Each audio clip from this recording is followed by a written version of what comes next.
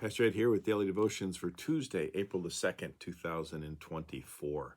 We're going to be talking about this week's Easter Gospel reading, Mark 16, 1 through 8. At least that was what our lesson is. We're going to talk a little bit more about some things I hinted at in my sermon on Sunday. So if you weren't here or didn't watch it, I encourage you to watch it. So that some of the things I'll be saying this week will make a little bit more sense. Basically, what I want to talk about today is just the idea of how things end, because Mark has a very mysterious, kind of controversial ending. It kind of ends in mid-sentence. In fact, as I pointed out on Sunday, in English, verse 8 in Mark 16 ends, they said nothing to anyone. The women who had gone to the tomb found that the stone was rolled away and there was nobody there. They said nothing to anyone, for they were afraid. But the Greek construction is unusual, and some question that, but it is more, it could also be translated as to no one anything they said, afraid they were for. Afraid they were for. And there it kind of ends sort of abruptly, and we don't like that. If you're anything like me, if I'm reading a book, I can't tell you how many times I've read a novel and I really enjoy it, and then the ending just didn't work for me. Or when it comes to movies, and for some reason, I'm a bit of an old movie buff. Don't get to see as many new releases anymore. But when I was a kid, especially, I would watch old movies on TV, and I was reminded of a couple of them. It was a 1938 movie called Four Daughters.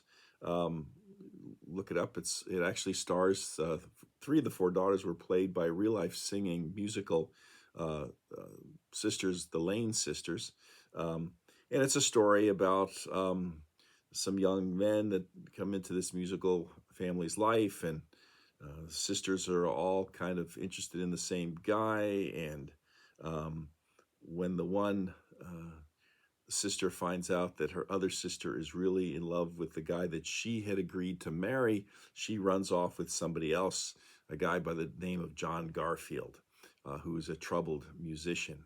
And in the story ends, he realizes that he's not been such a nice guy, and he drives in a snowstorm, he drives too fast, he's in a terrible accident, and at the end of the movie, he dies. Well, as I say, that was a 1938 movie. About 16 years later, in 1954, they remade it actually as a musical entitled Young at Heart, starring Frank Sinatra and Doris Day. Same kind of a thing. Frank Sinatra's playing the John Garfield character, not such a nice guy. At the end of the movie, he drives off into a snowstorm and is in a terrible car accident. But in this version, he survives and kind of rediscovers himself, a newfound affirmation of life, is able to, to finish the music he was working on, and finds, a fulfilling life with his wife and a new child. And so the obvious thing is that the first story, although it was, well known and so forth, when they came around to making it with Doris Day and Frank Sinatra, they wanted a happy ending, because we like happy endings. We like endings that don't end. Although the Four Daughters ended with sort of a happy ending, John Garfield dies, but they kind of move on, and the one sister ends up marrying the one she probably should have married in the first place, that kind of thing. But that sort of tragic ending wasn't considered to be a proper ending. That being my point. And then there's a story. There was a jazz musician, a trumpet player by the name of Bix Beiderbecke, I think is how you pronounce it. He died at the age of 28. He was in 1931, but he was well known through the Roaring Twenties. Novelist Dorothy Baker wrote about him, and a few years later, in 1950, it was made into a movie, interestingly enough, with Doris Day once again. but this time with Kirk Douglas. And whereas in real life, the Max Bix Bieterbeck died a tragic death as a young man, where he struggled with his music and his sanity and everything else. In The Young Man with a Horn, the fictional version, starring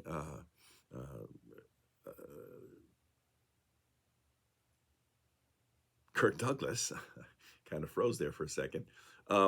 He gets sick and almost dies, but he miraculously recovers, rediscovers his music, falls in love with the one he should have been with, and everyone ends up happy in the end. Again, another 1950s movie that, the ending, the real life ending, was sad. So you had to have a happy ending. The 1938 movie, although fictional, Four Daughters, kind of had a sad ending. So no, we're going to remake it and we're going to make a happy ending to it. And I think we're prone to do that. And I think that's what happens with the Gospel of Mark. It's an unfulfilling ending. The women are afraid. They run. They're stunned. They don't say anything to anybody, and boom, it ends right there. So what was really going on there? I talked a little bit about that on Sunday. I want to explore that a little bit more with you this week. So hope you'll join me again starting tomorrow as we continue to unpack the ending, the mysterious ending of Mark's Gospel. Until then, take care. Have a great day. We'll see you tomorrow. Bye-bye.